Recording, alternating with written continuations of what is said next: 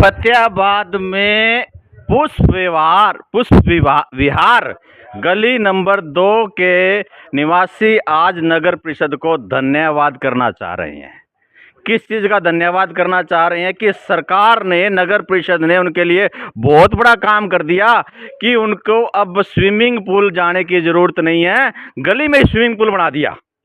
ये देख लो भाई, सारा पुष्प विहार गली नंबर 2 के गणमान्य लोग सारे यहाँ पर खड़े हैं, महिलाएं भी मौके पर खड़ी हैं। आप ये देख लो, पहले तो बहुत ही बढ़िया काम कर दिया। कहते हैं जी हम तो निहाल ही हो गए, ऐसी नगर परिषद दोबारा आनी चाहिए। बातचीत कर लेते हैं कि धन्यवाद में क्या शब्द बोलना चाहेंगे। सबसे पहले नैन साहब हैं, बुजुर्ग भी हैं और इस गली के वासी भी हैं। क्या धन्यवाद में प्रधान भी हैं, गली धन्यवाद करने के लिए सबसे पहले तो हम नगर परिषद का प्रधान का और पूरे परिषद का धन्यवाद करना चाहते हैं कि उन्होंने हमारी गली में बैठे बैठाए में मुफ्त में स्विमिंग पूल बना दिया। वाह जी वाह। और बाकी काम हमें करने की जरूरत ही नहीं।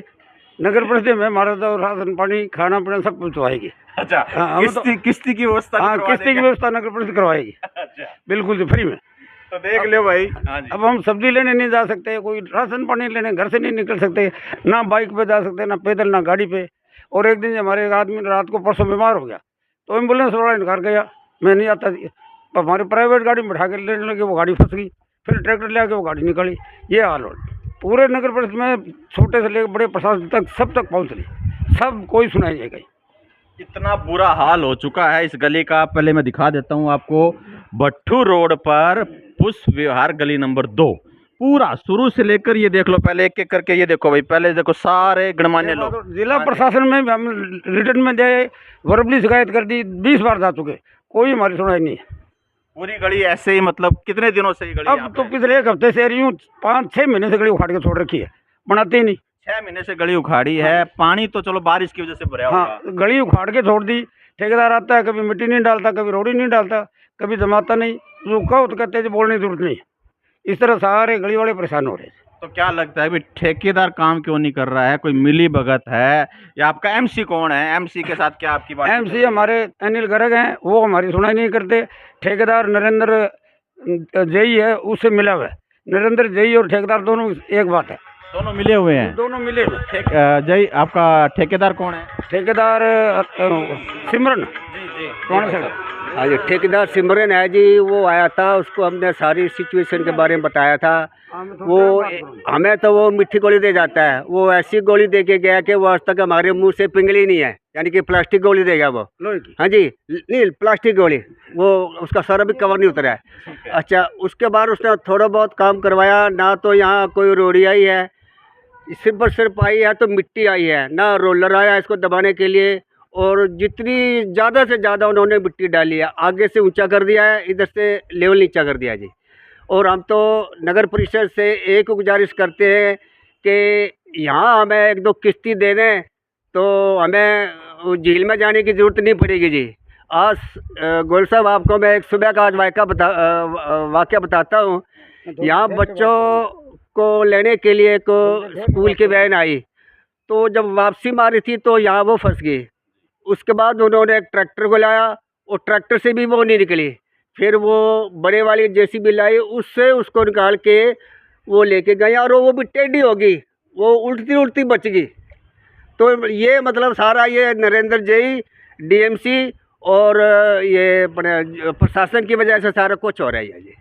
देख लो भाई, पूरा यहाँ पर एक प्रश्न चिन्ह डीएमसी के ऊपर पूरे नगर परिषद पर लगा दिया गया। इतना बुरा हाल यहाँ पर, एक बार थोड़ा सा इधर देखो, यहाँ पूरा भरा पड़ा है पानी में। और पिछले इधर इस साइड से भी दिखा देता हूँ मैं, पूरी सड़क पिछले 6 महीनों से बताया गया कि इसको उखाड़ के रख दिया, कोई भी इसके सुध बुध लेने नहीं आ रहा है।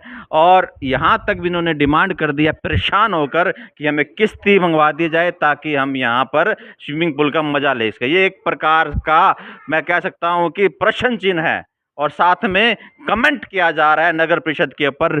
और बातचीत कर लेते हैं। जी भाई साहब, आप क्या बोलोगे? इस गली के अंदर सर टोटली मतलब भ्रष्टाचार हुआ है। इसको 2 बार बनाया गया, दोनों बार उखाड़ा, लेकिन हमारी की किसी ना तो ठेकेदार ने बात सुनी ना जई ने सुनी जी। जो लेबर आई थी वो भी अपनी मनमानी करते थे जी। तो इस प्रकार से गली के अंदर मतलब जितना भी टोटली भ्रष्टाचार हुआ है, बहुत बड़ा भ्रष्टाचार है ये। भ्रष्टाचार कैसे हुआ है इसके बारे में मुझे बताओ। भ्रष्टाचार के बारे में हमारे बीच में सुरजीत जी हैं, सुरजीत मेडल जी।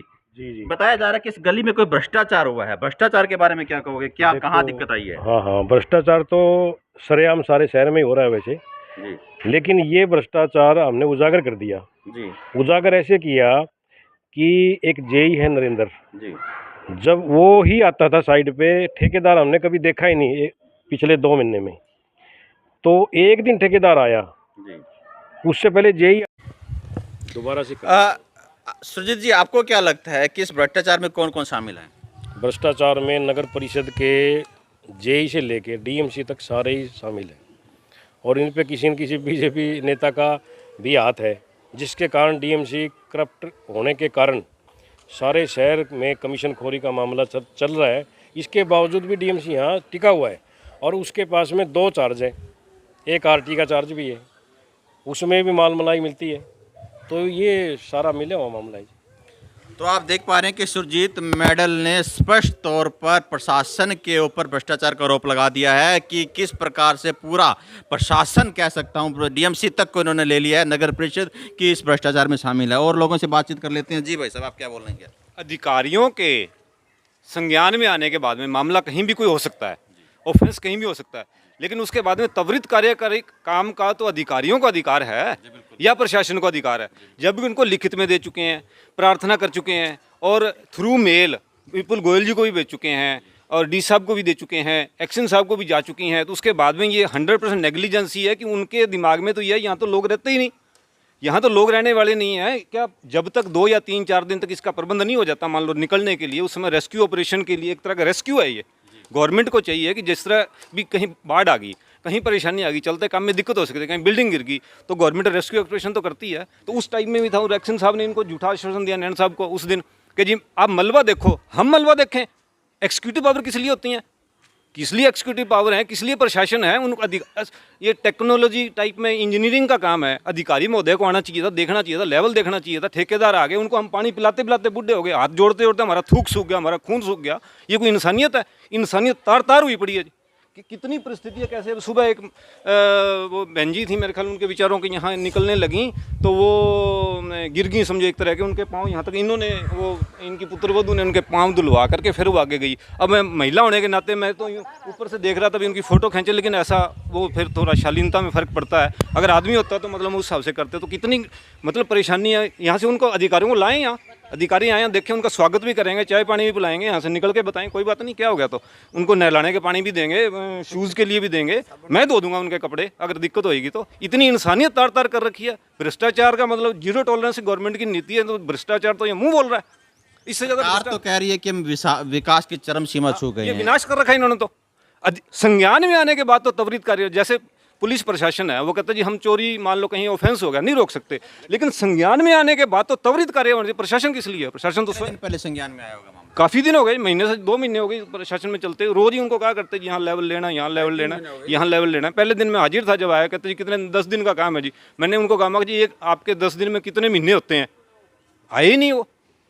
कोई समय, काम और दूरी जब हम पढ़ते हैं, अधिकारी तो इंटरव्यू देने के बाद में लगते हैं, कितने कितने वो टेस्ट पास करते हैं, सारा प्रशासन उनके हाथ में होता है। राजनीतिक तो चीज़ें और होती हैं, कोई 70 साल का भी इलेक्शन लड़ा है, कोई 90 का लड़ा, कोई 95, कोई 100 साल का भी कहता है मेरे को तो एमएलए एमपी प्रधानमंत्री बना दो। लेकिन इनकी तो एक उम्र होती है, क्राइटेरिया है, एजुकेशन का है, इंजीनियरिंग का है, कितने बड़े बड़े ब्रिज बनते हैं। कितने परिवार इस गली में रहते हैं?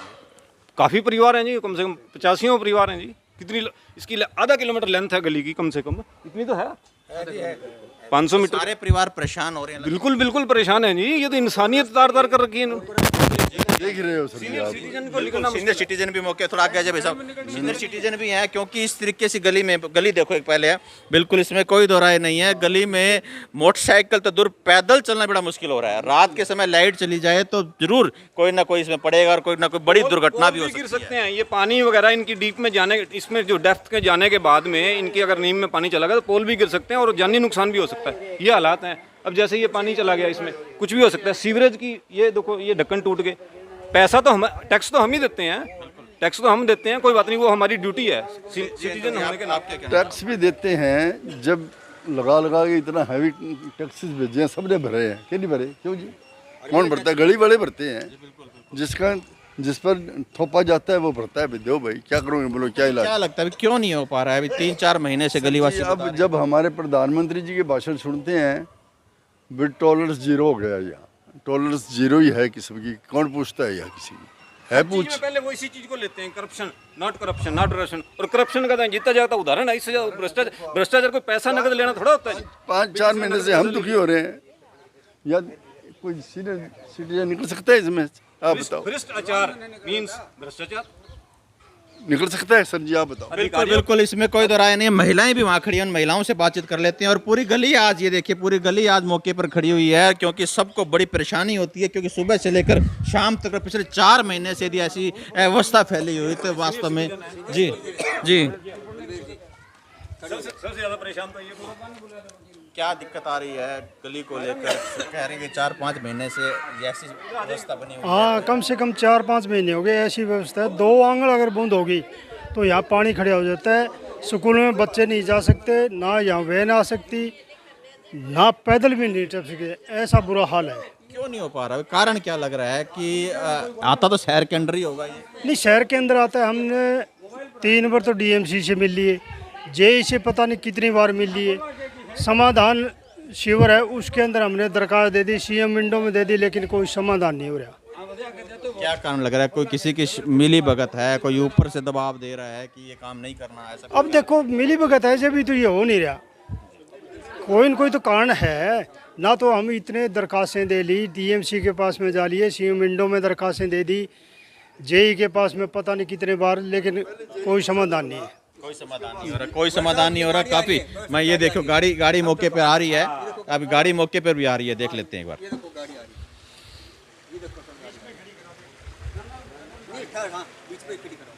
ये देखो, बिल्कुल बिल्कुल भाई, ये तो दिन के टाइम ऐसा है, रात के टाइम एकदम इनको पता है। जब धीरे धीरे गाड़ी को चला रहे हैं, यदि अचानक कोई जोर से तेज गाड़ी ले आए तो यहाँ पे जरूर फंस सकती है। ये तो बिल्कुल बीच में मोटरसाइकिल चोट लगने की पूरी आशंका है।